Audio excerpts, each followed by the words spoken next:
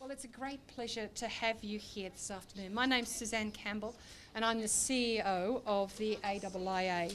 The Australian Information Industry is the peak national body representing domestic and multinational suppliers and providers of a wide range of information technology and communications products and services. Firstly, let me welcome Kee Wong, Managing Director of Eccentric Innovations and AIIA Chair, Andrew Stevens, CEO of IBM Australia and AIIA Deputy Chair, Australian Board Directors, members of the media and guests.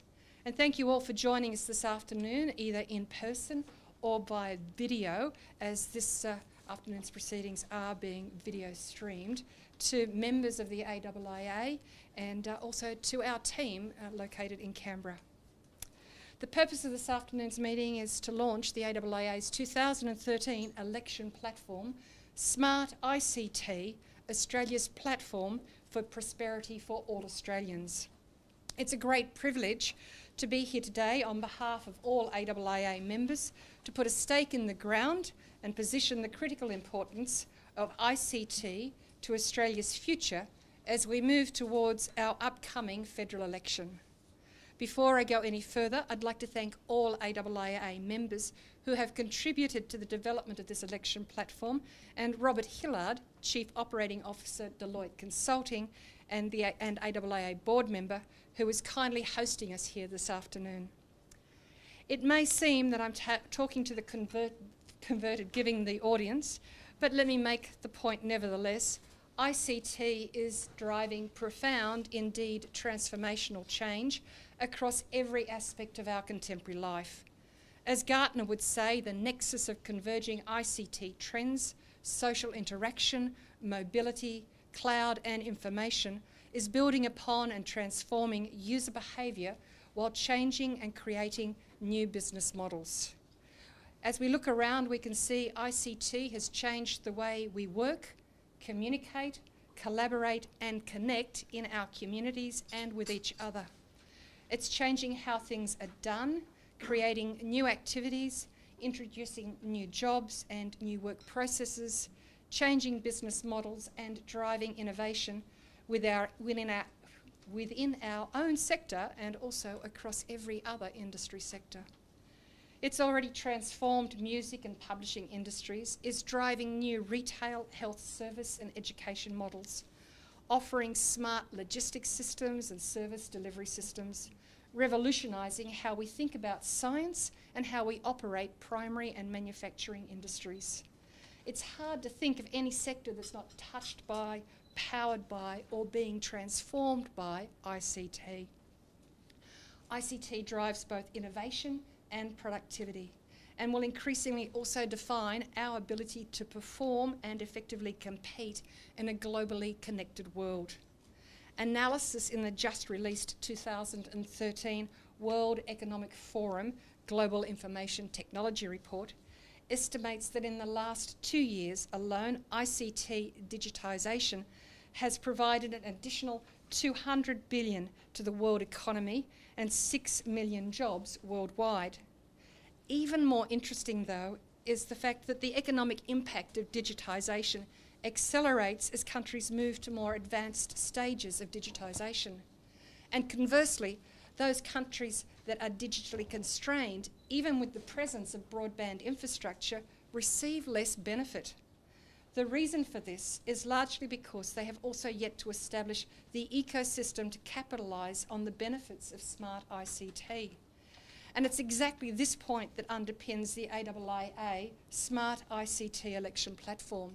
If we're really genuinely serious about building the ICT capability and capacity to be relevant and competitive in a global digital world, then the ecosystem that supports that outcome must be in place, providing appropriate regulatory environment and incentives to encourage and support the best and brightest businesses to innovate, implementing education and skills development programs to produce the best and brightest workers and encourage entrepreneurialism, investing in R&D to deliver internationally competitive products, services and processes, important in particular to a services economy like Australia. Supporting our small and medium-sized businesses to be leaders in the highly competitive global economy and to seize the opportunities presented by that economy itself. Ensuring government leads by example to keep pace with our global peers as they invent and use smart technology. The AIIA's SmartICT platform envisages a society of connected and empowered citizens using SmartICT to create a vibrant and globally competitive economy.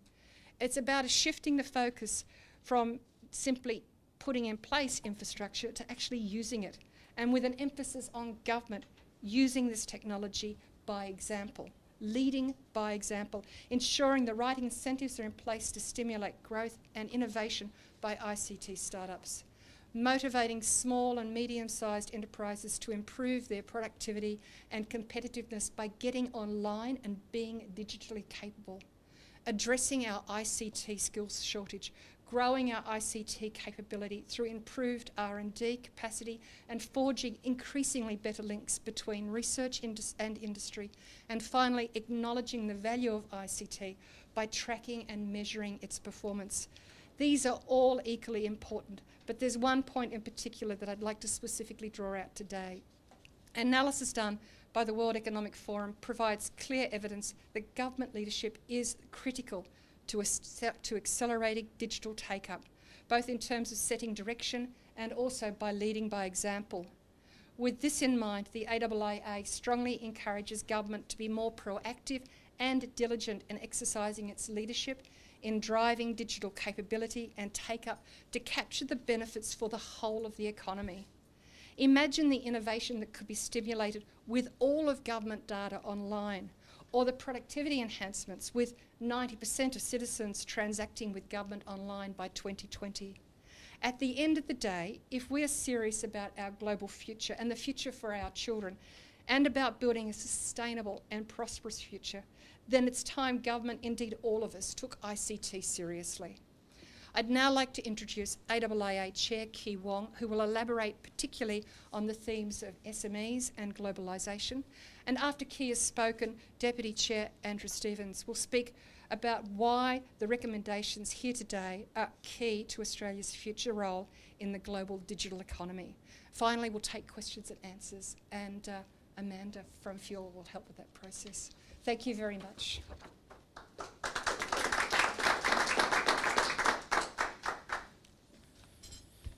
Thank you, Suzanne. As chairman of the board of directors of AIIA, it is also a privilege of mine to be here representing our membership, but I think also the ICT industry at large on this event, which we've tagged as SmartICT, Prosperity for All Australians, as the AIIA 2013 election platform. Suzanne has already outlined to you the highlights of and the key messages of our platform. What I'd like to do is to take this opportunity to highlight a few more of those points in detail. Before I do that, I also would just like to note that this Sunday, there's also a very important election in a country close to us, in our Asian neighbor, Malaysia. As I go through my presentation later on, you'll see quite a lot of similarities between what Malaysia is facing in the context of its place in Asia, as well as what Australia is facing in the context of Asia as well. Malaysia has the same size population, roughly, as Australia. It has equally highly capable people, I guess dominated by a small local market, surrounded by countries who are hungry and capable and very competitive, with a larger local market to develop industries in its own right. And Malaysia and Australia is powered by the resources boom that is keeping its current economy wealthy. Australia as a modern economy is necessarily powered by technology, and ICT will continue to become more and more important in providing our nation with the competitive edge that we need to compete at a global stage. I'm stating the obvious here when I say Australia is a high-cost country. So in order for us to compete globally, we either have to offer something that the other countries in the world need, and don't have enough of, like our resources, or we compete on competencies and innovation that keeps us just a little bit ahead in front of the curve. We are surrounded by our neighbors that are emerging, have sizable local market to develop industries in their own right, and in a growing sophistication that can produce the product and services that we produce at a fraction of our cost. So looking at the demographics of some of the countries around us, Indonesia has a population of 250 million, Thailand 60 to 70, Vietnam with 90 million and 60% of them under the age of 30, not to mention India and China. So for Australia, our future, post the resources boom, will have to be in products and services that's based on high tech and smart ICT. We have to encourage our local companies to think globally about their businesses.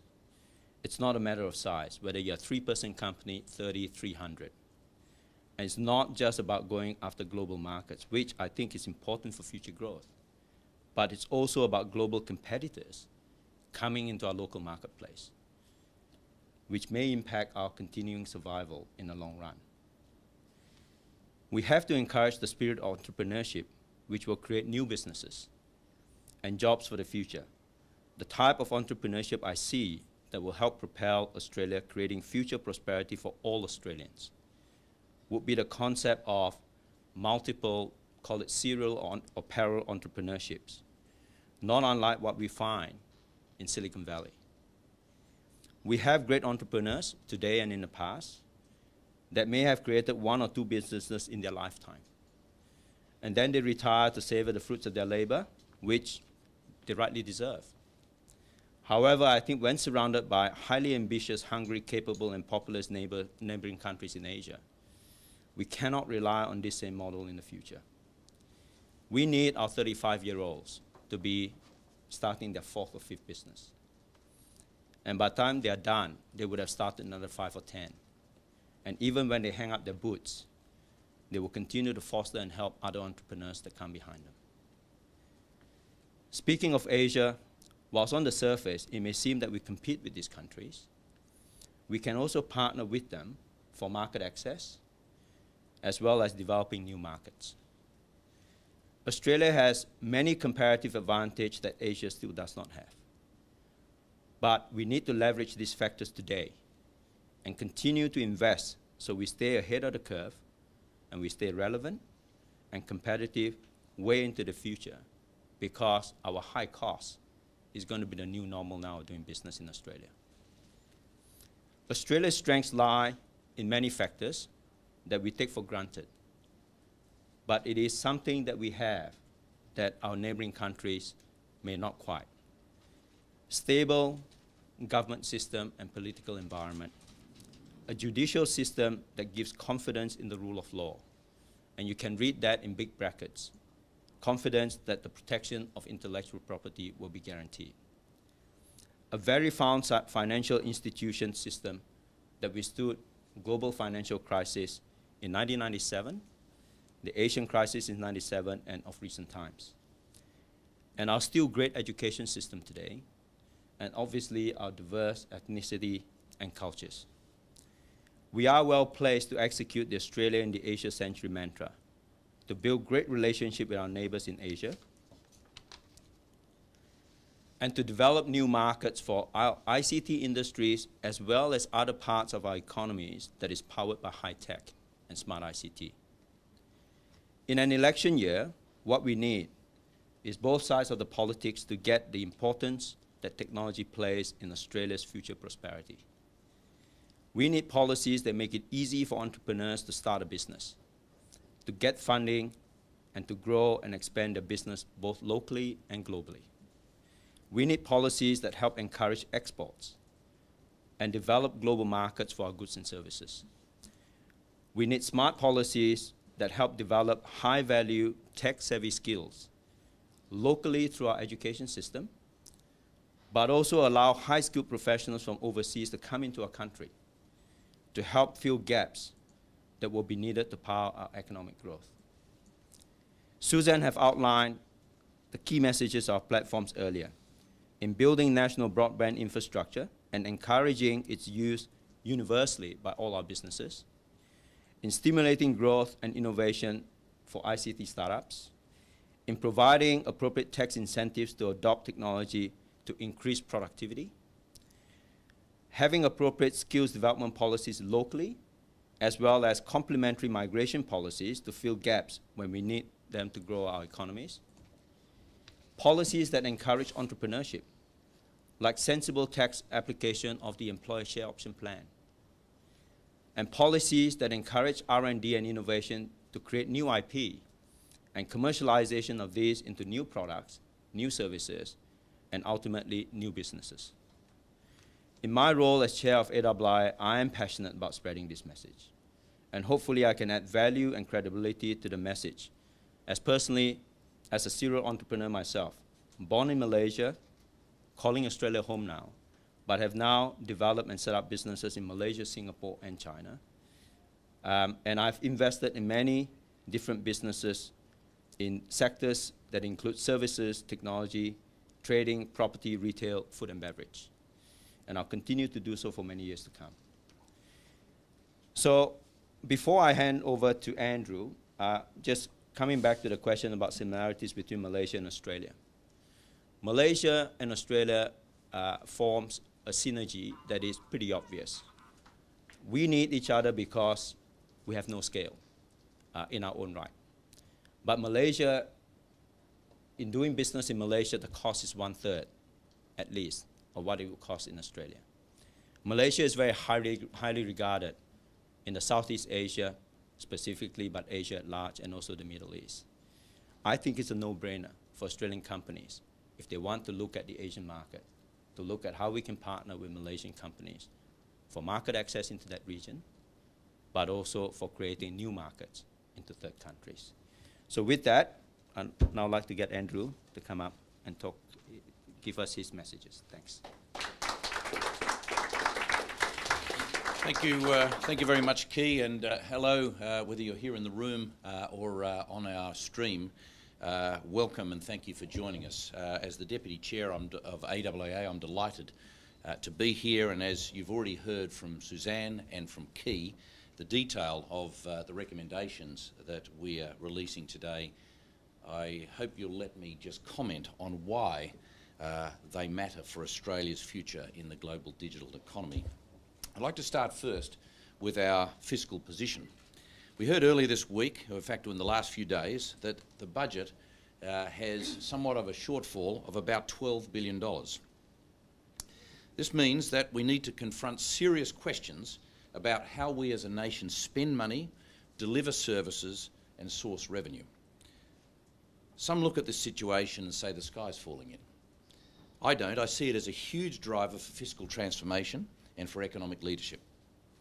Greater digitisation, which both Suzanne and Key have talked about, across our economy can play a pivotal role in cutting the costs of government and transforming how agencies deal with the public. I'm not alone in saying this. A Booz & Company study found in 2011 that digital transformation boosted world economic output by $193 billion and created 6 million jobs. And again, as Suzanne quoted, the World Economic Forum has come out with similar data from 2012. The report also found that given certain assumptions, digital transformation or digitisation could lift 580 million people out of poverty on a worldwide level. Just imagine what this could mean for Australia. Just when we need to find more money in the budget, effective use of ICT can cut costs to governments and to companies. At the same time, it can grow the economy and it can create jobs. That's the opportunity before us. It's also why we can't be complacent. It's why we must act now. Other governments around the world have faced similar fiscal challenges and have responded by using the opportunities of the digital era to reduce costs without reducing necessary services, and Australia needs to do the same. We need to build a smarter, more prosperous nation, and digital technology is the key. Ubiquitous broadband, cloud, mobile, big data and analytics, and systems that learn will respond to their environment. All of the things that you folks write about every single day as the technology media will define our future. These are the tools required to build what we call a smarter planet. It's not just an IBM tagline, it's a much, much bigger idea, and one that all Australian enterprises, public and private, must embrace.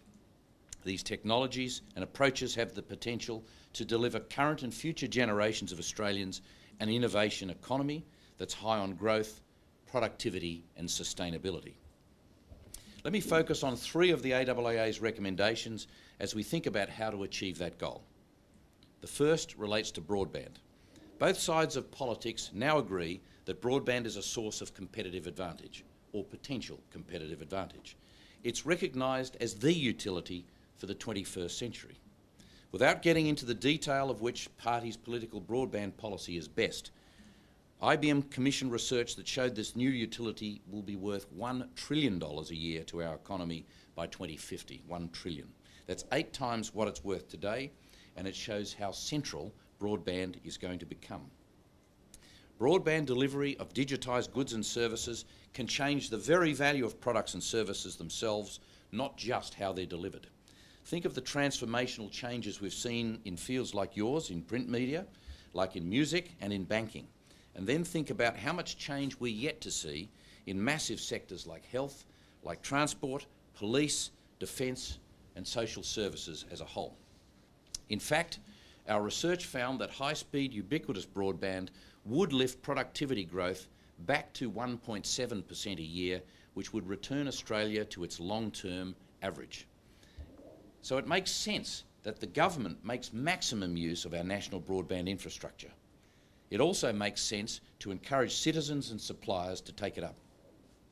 As a significant deployer of broadband-enabled services, government can take a lead in delivering public services more efficiently and effectively, and businesses can support that activity. Secondly, access to data. Governments and their agencies are also great sources of objective data on the economy and ICT use.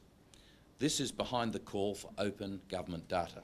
We're not talking about private, sensitive or identifiable data. We're talking about public, generic data that can be used to develop applications to make our lives better and processes more efficient. Consider public transport apps as simple examples of the benefits that come from greater access to government traffic and transport data that once sat in dusty repositories. These types of apps mean you no longer have to guess when a train, bus, ferry or tram will arrive based on probably outdated printed timetables. Onboard sensors can now tell you in real time when the vehicle will arrive, even plot its progress on a map that also comes from government data. Imagine cracking open the huge vault of federal government data that shows trends and patterns of generic behaviour. Just think how much smarter and more efficient our nation could be if we could use this data in our businesses and government agencies. Again, this can start with government taking the lead to make this information available to partners who can then develop innovative solutions that benefit all of us. Let me give you a recent example of this thinking from our own business at IBM. Townsville, being nestled on the coast but in the dry tropics, has a problem with water evaporation. It's a challenge how to preserve the water that the city has. To address this, IBM worked with Townsville through our Smarter Cities program to install smart water meters across the city and associated data analytics systems. These will give the City Council and residents real-time information about daily water use, along with personalised insights that will allow them to take immediate action to cut water waste. I was particularly pleased that this project recently won the prestigious National Smart Infrastructure Project Award at the National Infrastructure Awards. In doing so, we beat a cavalcade of major engineering and financial institutions and construction groups with a big data analytics approach rather than a traditional pre-stressed concrete approach. This example shows how the ICT industry can play a unique and central role in helping Australian organisations to reduce costs, become more efficient and more sustainable. Another key recommendation being launched today is for the Australian Bureau of Statistics to collect, monitor and report ICT metrics. This would include, of course, reporting on government use of technology. It's important because it will help businesses and government agencies understand the impact of their technology investments. It will also help them to plan their digital transformations, benchmark against other organisations, and support our comparison of national competitiveness. We can see how vital data tracking is and get a sense of our place in the world in the latest World Economic Forum league table for networking readiness. This saw Australia slip one place to 18th in the world, a peg behind Iceland. If you want to see the countries that will be the digital powerhouses over the next few years, you need to look no further than the top of this list. Finland is number 1, next comes Switzerland, Singapore, then Sweden. Switzerland, a high-cost but high-value country, comes in at 6. In the Asia-Pacific, as Key has already mentioned, there are very hungry and competitive nations. The US, Taiwan, South Korea and Hong Kong all rank higher than us for their network readiness, their readiness for the digital economy. If we're to pull ahead as a digital nation, then we need solid data to inform our decisions. Generating this sort of data will also be very helpful to international organisations such as the World Economic Forum as they undertake their comparisons. Let's look briefly also at our workforce. We're recommending today Australia must invest in innovation, and it should start in schools with teaching science, technology, engineering and maths. These STEM subjects will feed into university and TAFE courses, encouraging the next generation of innovators and entrepreneurs who will deliver high-value jobs and economic growth. Our call to lift tertiary enrolments in these areas by 40%, is an important step. At the same time, we encourage whoever is in government to continue and expand funding for STEM research. The high-value industries of the 21st century will be those that rely on data-driven, evidence-based problem-solving skills. It's for this reason that we encourage government to streamline the funding process so our brightest minds and their economy-driving innovations stay in Australia. What Australia faces is not a question of technology. It's a question of leadership. We need to retool our economy, root and branch. We must face the fact that we're punching below our weight in the digital arena, but also recognise that we have so much potential. As the Booz study shows, digital transformation is about creating value. It's more than just using technology to make old ways of doing business more efficient. It means delivering products or services digitally and turning business models upside down. Government can do a great deal to kickstart these changes. Companies also need to take a lead, because if we don't, others will. On behalf of the AIIA and our members in the ICT industry, I can tell you that we have the expertise here in Australia to make this transformation a reality. Our digital future will be built enterprise by enterprise as businesses and government agencies reinvent how they operate using the possibilities created by broadband, data and other advances. As I said at the start, we face some real challenges as a nation, but also real opportunities. Embracing those opportunities will take leadership and new thinking. That's what today's recommendations are designed to encourage. If Australia wants to maintain its relative prosperity in the world, then it's time for government and business to act. There's no time to lose. Thank you very much.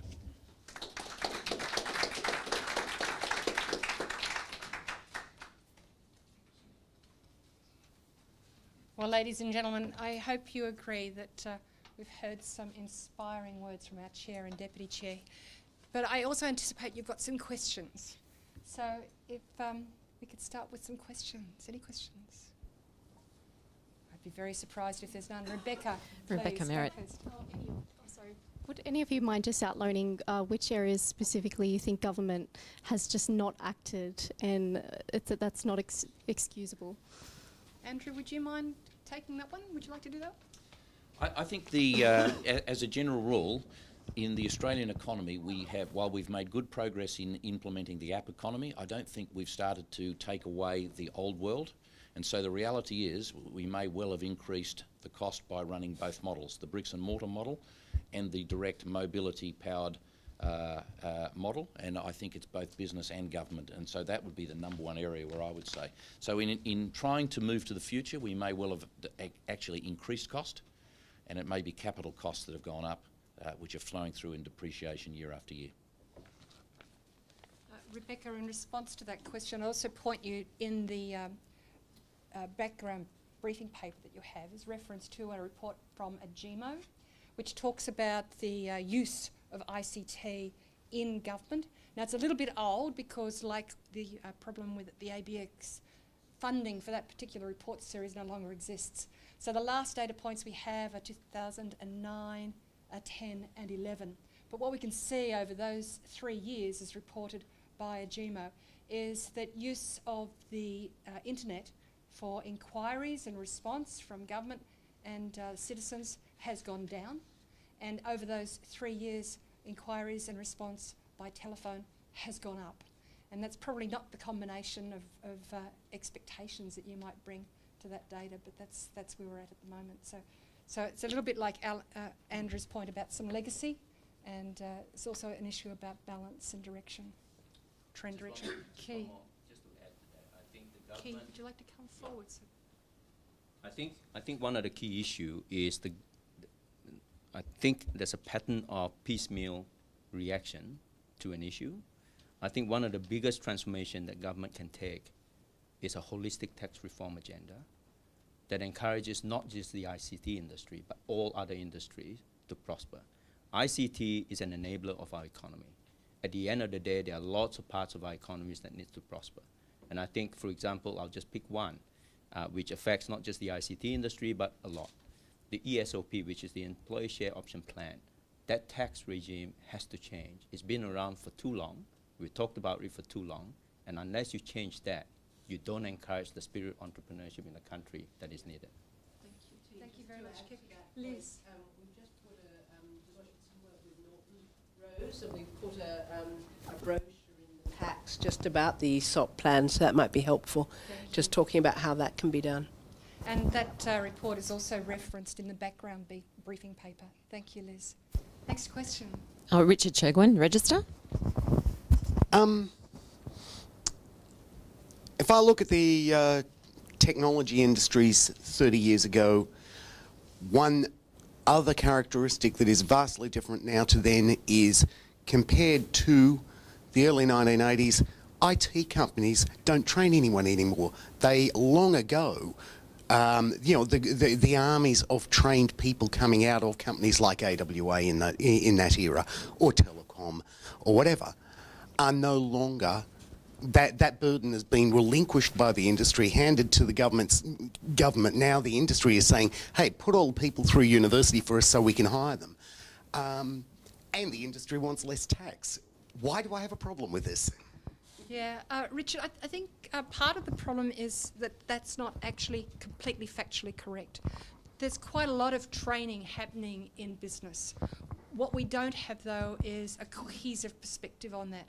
And similarly, we don't have a cohesive perspective on internship or in traineeship.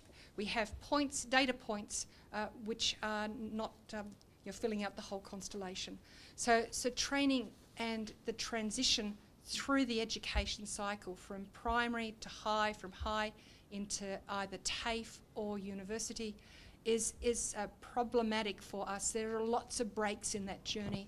And there's lots of things that have happened over the last 30 years that have contributed to the situation we find ourselves in today, where there's simply not the numbers of people entering into university programs that there were even 10 years ago. There's been a 55% decline, a year-on-year decrease in candidature at university level for ICT. So that's a real big problem for us, that value chain has disrupted. We need fixes in a lot of places. One of our directors who's got a real keen interest in education is sitting directly behind you. I might ask Kate Burley if she'd like to say anything on education as well. Kate. Yeah. Thanks, Suzanne. Is that working? Kate Burley from Intel. I suppose, Richard, the other area that we're really looking on is within the actual high school system. So how do we attract and get children at that STEM level, as Andrew referred to, more interested in taking up ICT and STEM-based subjects as an option, so that we can increase the applications for those students to go on into university. And that's going to take really for governments to work more effectively with the private sector, and also educators around how we do a better job at actually selling the value of ICT into our student body. And there's lots of choice for students, and it's amazing when you look at the consumerisation of IT. They're all loving it, right? They're embracing it. They're great customers of all of ours.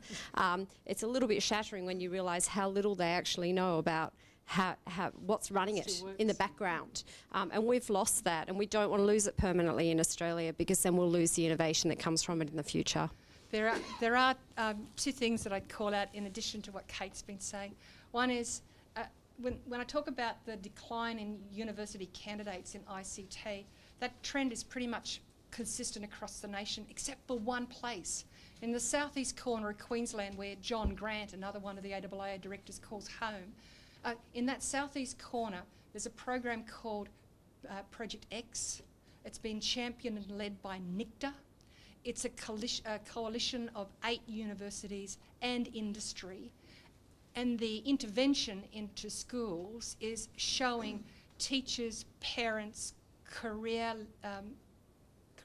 advisors what it is to be an ICT. And it's not to be in a cubicle, it's not to be wearing a white coat, it's certainly not to be wearing a propeller on your head. This is an exciting role. It's that nexus position between a business and a technology. You know, this is where the ICT career sits. That's really exciting and really invigorating. And our opportunity and challenge, as Kate has said, is to reposition the brand of ICT and for people to understand how fabulous it is, how privileged we are to work in this industry. But we've also got Mr. to do that Rust. in the universities as well. I mean, absolutely. we've got a hodgepodge of research data out there, yeah, all over the place. And yeah. Andrew made the point that, you know, we Yeah. don't have enough solid data. Yes. We've been saying that for years. Yes, we have. What is been. AIIA going to do about that? Well, in the last of the 6 themes, we talk about 2 things. We talk about ABS, collecting, reporting, monitoring. Excuse me. But to do that in a timely fashion. Well, We don't want 3-year delayed, data. you won't change that. Well, so we're not talking about what we can change. We're talking about what we're strenuously recommending. If we're serious about this industry, if we're serious about its consequences for our economy, then we need real data. We do. We need it in a timely fashion. The second part of that plank is to suggest that the AIIA should take a more active role in research and making recommendations back to government. So based on that fact base, then, there's an opportunity to have a different kind of engagement and conversation with government. We need both things to happen. Agree with you. Absolutely. Thanks, Len. Julian. Just on the ABS, and, you know, the handout for money. Just on the ABS and putting your hand out for money there, I mean, people have been whinging about the ABS's IT statistics for more than a decade, and it's fairly widely acknowledged even within the ABS that they're less than optimal. The fact that they can't even calculate IT exports is a pretty strong indicator of how little is really known. You're the industry association. Are you prepared to co-fund this research? I could be, except that the current quote that I've received is 1.5 million per annum, which seems like a tremendous amount of money. So I think we need to have a conversation about what's the real cost and the real opportunity. 1.5 million, probably not an opportunity for co-funding. I mean, this is a pretty lucrative industry. I mean, why is that such an unrealisable figure? I mean, it's a big figure, but I mean, it's an industry that's a lucrative industry, and it's a industry that's been criticised for possibly not paying its fair share amount of tax over the years, and especially recently by both sides of politics. I mean, well, Julian, I think that drifting into the tax conversation, there is no evidence that any member of the AIIA or any member of our industry is not paying their taxes. There is lots of conversation about how the tax regime might change, but there's no one suggesting that they're not paying their taxes as they're legally obliged to today. Oh, it was a reference to fairness rather than legality, and you know, the criticisms have come from both Conroy and Turnbull on, you know, what they see as a realistic tax base that should perhaps be targeted. I mean, it's a bipartisan issue, but my point was that you know, why is $1.5 million? It's not an astronomical figure. I mean, it may not be a figure that you like, but you know, it would surely be within the financial means of an industry group like yours to, you know, muster that up. Possibly.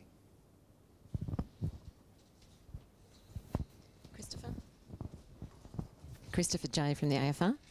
Christopher, good afternoon. Hi. Okay, I just wanted to make a couple of comments.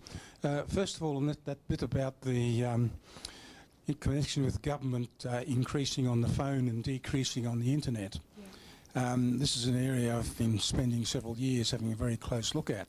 And the basic reason for that is that the IT industry has so greatly improved the performance of the telephone system.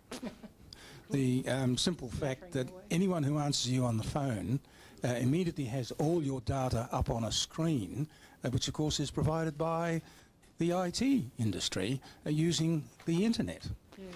So they're not actually alternatives, they're really sort of partners in crime. Yeah, I agree, Chris, they're different channels. They do come with different costs though.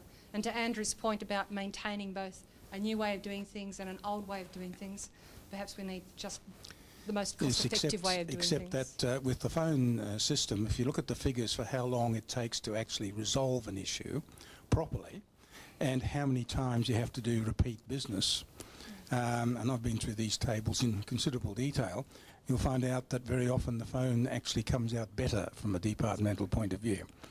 I just wanted to make that side issue, but the main point I wanted to argue is that here you're talking about it to a technical audience that basically knows what it's talking about and actually understands what ICT is, but in your representations to government as the industry body, how much actual attention or understanding are you getting from, shall we say, the rank and file politicians on both sides of politics? Yeah, that's a good question, Chris, because all of us, when we have that sort of barbecue conversation, are surprised and sometimes delighted and sometimes bewildered by how little our neighbours or friends or family actually know about ICT.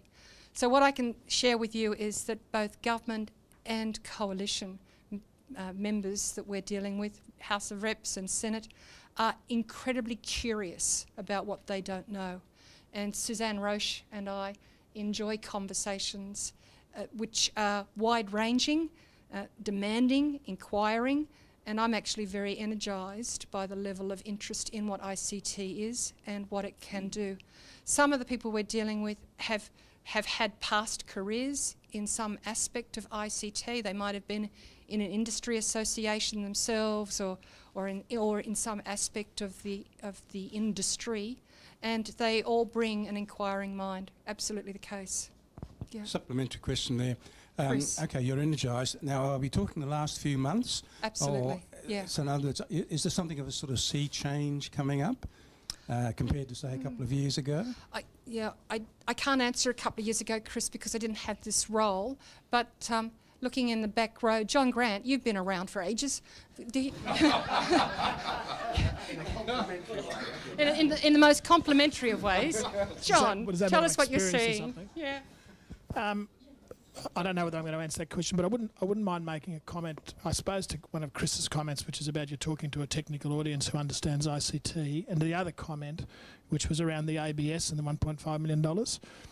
I think you've got to understand the thrust of this platform. This platform is about national prosperity. It's not about the technologies. It's not about the specifics. It's about creating national prosperity. And it's about using technology and getting recognition that it can be used to twig the levers that create prosperity, which is competitiveness, productivity, and innovation. So you've got an opportunity here to choose what message you give to the communities that follow you. It can be the technical message, which is about the ICT, the technologies, or it can be the business message, which is about national prosperity and the levers that create national prosperity. That's our platform. And I want to make it very, very clear, this is not a technology-oriented platform. It is a prosperity, competitiveness, productivity, and innovation platform. And if this country doesn't understand that, and I mean the leadership of this country and the leadership of businesses in this country don't understand that, then the only way that the situation in Australia is going to get fixed is through a massive car crash.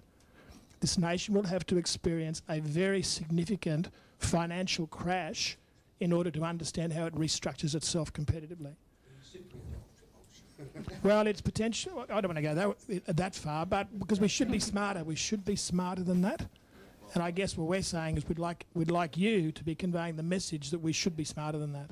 Because that's why the platform is called SmartICT. It's not called ICT. We're not talking about the technology. We're talking about how it's applied. So how do individuals, how do businesses, how do governments take advantage of the technology and apply it to their business problem? We've got Rob Hillard sitting in the back. Suzanne, let me just add to John's comment. It is not Cyprus, it's more Argentina. Look at Argentina at the turn of the 20th century, one of the 7 richest nations in the world, who was very prosperous through agriculture, who did not innovate in the agricultural strength that they have, who did not put into advances in technology that will power their new economy, and who did not invest in education and building high-skill base within the country. So from a 7th richest nation in the world at the turn of the 20th century to one of the poorest nations in South America in the 21st century. So Australia cannot sit on its laurel to say that we have a God-given right in this part of the world that is hungry and competitive, that we can sit on our laurels on what nature has given us as natural resources. We have to create our own future. So anyone who needs any convincing, go to Argentina, and there are only 3 things Argentina can be proud today: the tango, Eva Peron, and now the Pope. We don't want Australia to become like that. No football. David, did you have a question? Yeah, is there a role for government in the funding of startups? Is there a role? Yeah, what might that role be? I'm just looking at Rob Hillard, who's sitting behind you, and wondering if he's got an answer for that question. I know he's done a lot of work in this area. Rob? I think there's a number. That's a big question, and there's a number of things that come out there. The most important thing that government needs to do is to get the settings right that encourages innovation. And we've talked about the dual channels, the debate on whether or not we're doubling up our costs by creating 2 channels. We've talked about whether or not is it IT or online.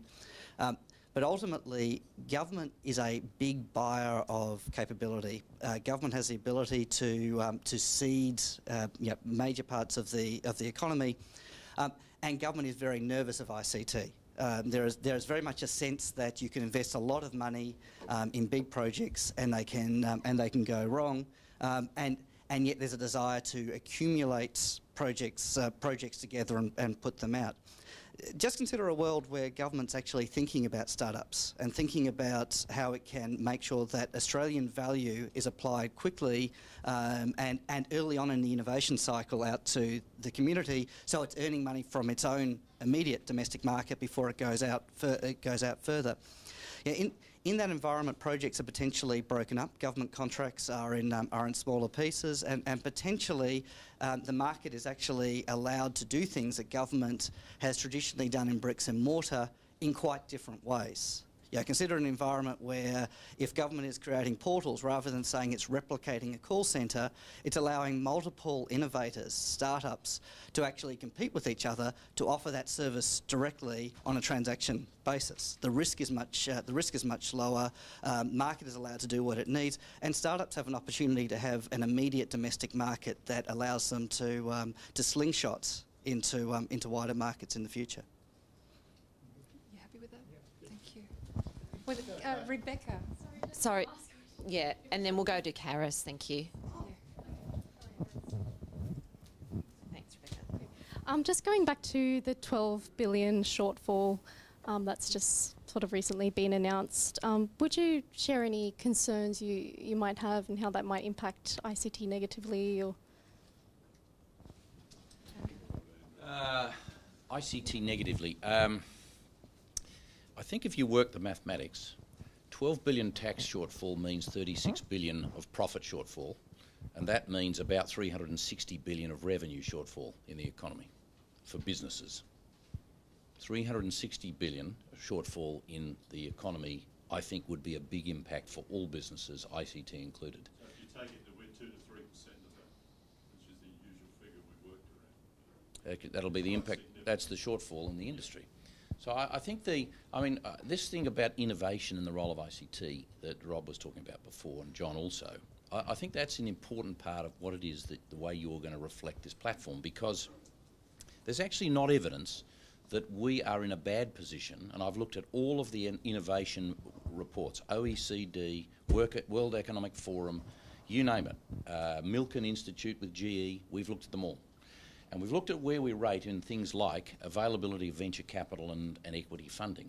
And you know what? We're actually okay. We're not the best and we're not the worst. So there's nothing really there to say that that's an issue.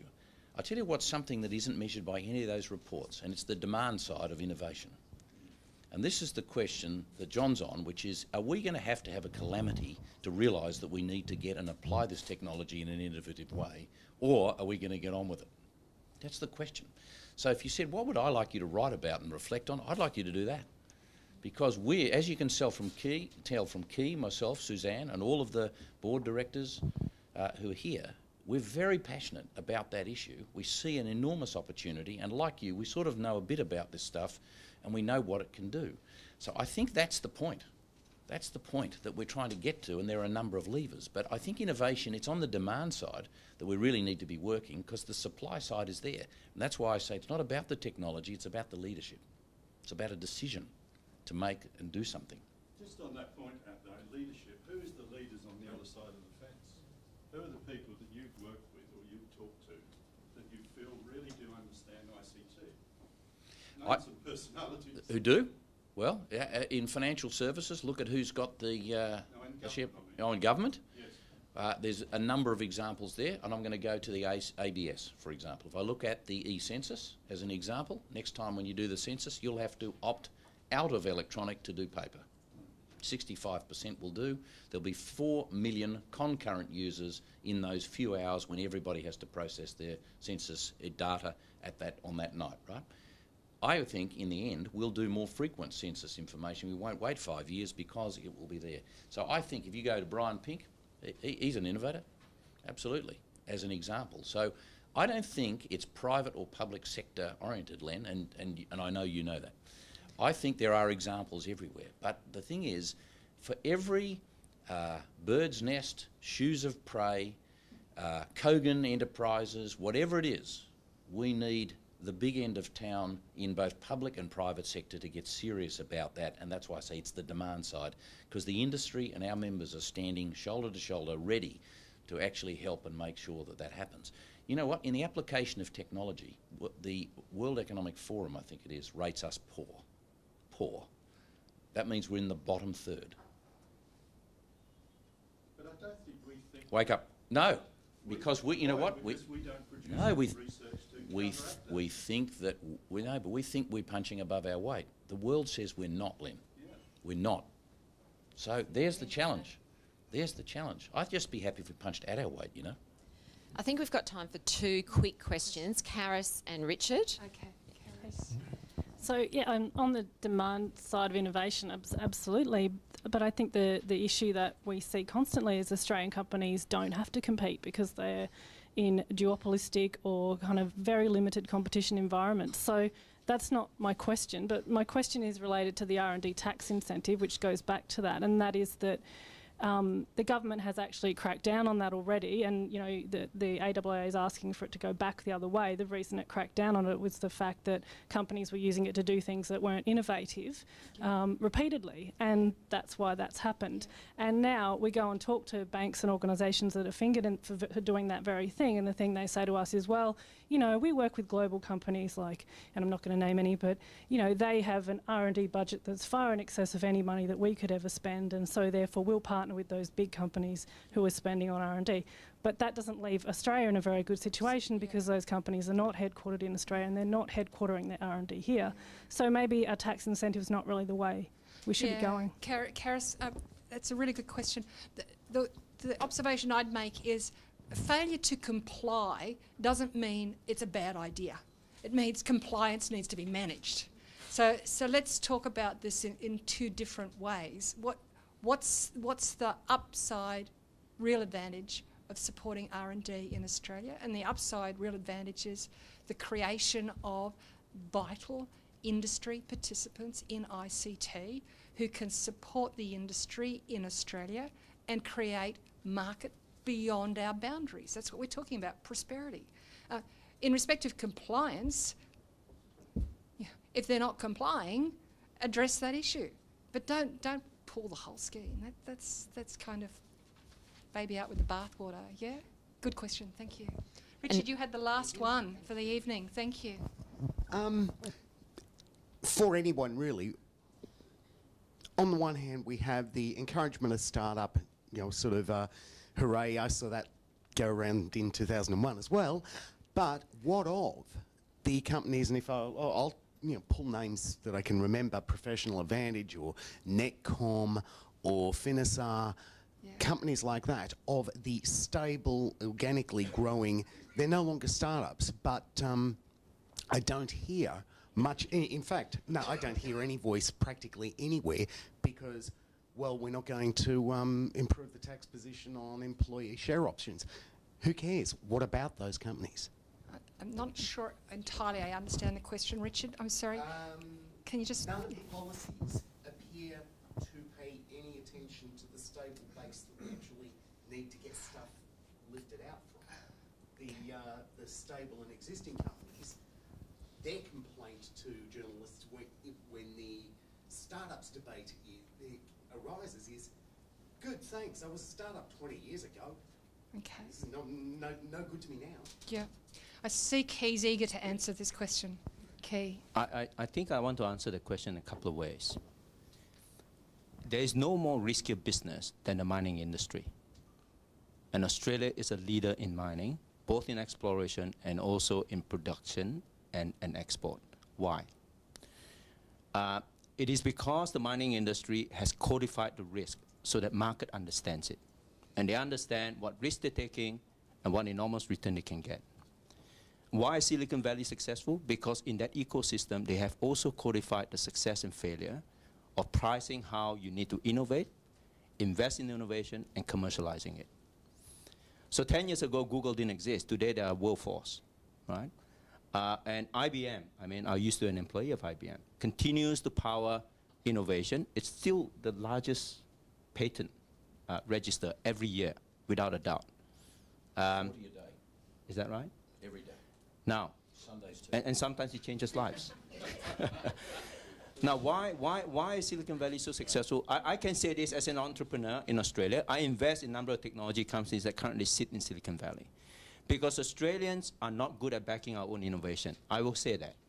Because we haven't done the right thing to codify the risk, to communicate to the marketplace about what they need to do to invest in it.